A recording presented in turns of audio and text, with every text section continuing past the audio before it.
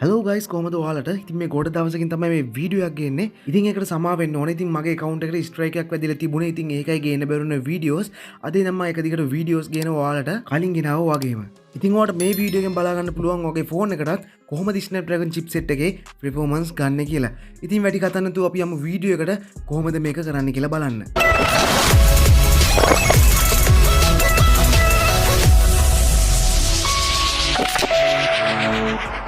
ඉතින් මේකට ඔයාලට අවශ්‍ය වෙන applications තමයි set edit application එක වගේම set achieve කියන application එක. ඉතින්ලම මෙන්න මේ වගේ Play Store එකට කියලා search කරගන්න ඕනේ set achieve කියලා. set achieve කියලා search කරගත්තට පස්සේ ඔයාලට බලා ගන්න පුළුවන් මෙන්න මේ වගේ result එකක්. ඉතින් ඔයා මේ උඩම තියෙන application එක download කරලා install කරගන්න ඕන. install කරගත්තට පස්සේ ඔයාලට පුළුවන් application එක open කරගන්න. ඊට පස්සේ ඔයාලට පල්ලෙහා description එකේ හරි pin comment එකේ හරි දාලා තියෙන link එකක් අන්නේ link එකෙන් ගිහලා මෙන්න මේ ෆයිල් එක ඔයා download කරගන්න ඕන. මේ ෆයිල් එක download කරගෙන set achieve කියන application එකෙන් මෙන්න මේ විදිහට මේක unzip කරගන්න ඕන. මේ වගේ ෆයිල් එක extract කරගත්තට පස්සේ ඔයාලට මෙන්න මේ වගේ ෆයිල් එකක් බලා ගන්න පුළුවන්. ඔයා දැන් මෙන්න මේ ෆයිල් එක ඇතුළට යන්න ඕන. ෆයිල් එක ඇතුළට ගියට පස්සේ ඔයාලට මෙන්න මේ වගේ APK එකක් බලා ගන්න පුළුවන්. ඉතින් ඔයා මෙන්න මේ APK ෆයිල් එක install කරගන්න ඕන.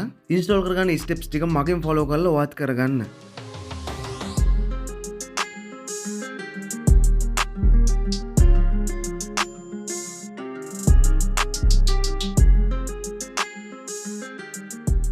ඉතින් මේ විදිහට මේ application එක install කරගත්තට පස්සේ ඔයාලට පුළුවන් වගේ set edit application එකට යන්න.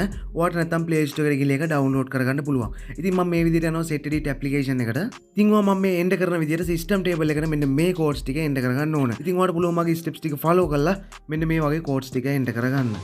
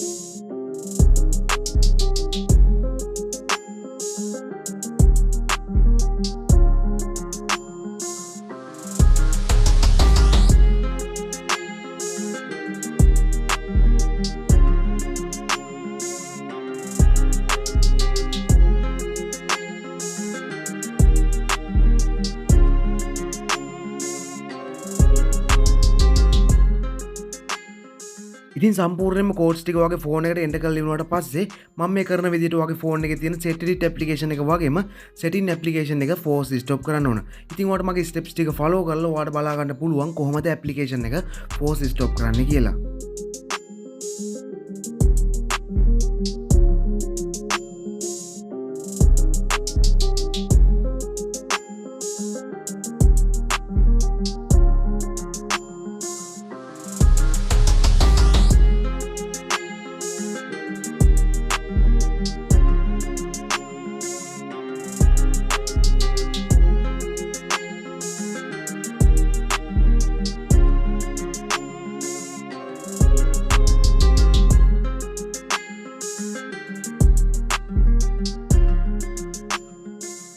ඇප්ලිකේෂන්ස් දෙකම ෆෝස් ස්ටොප් කරගත්තට පස්සේ ඔයාලට පුළුවන් වගේ ෆෝන් එක රීස්ටාර්ට් කරන්න.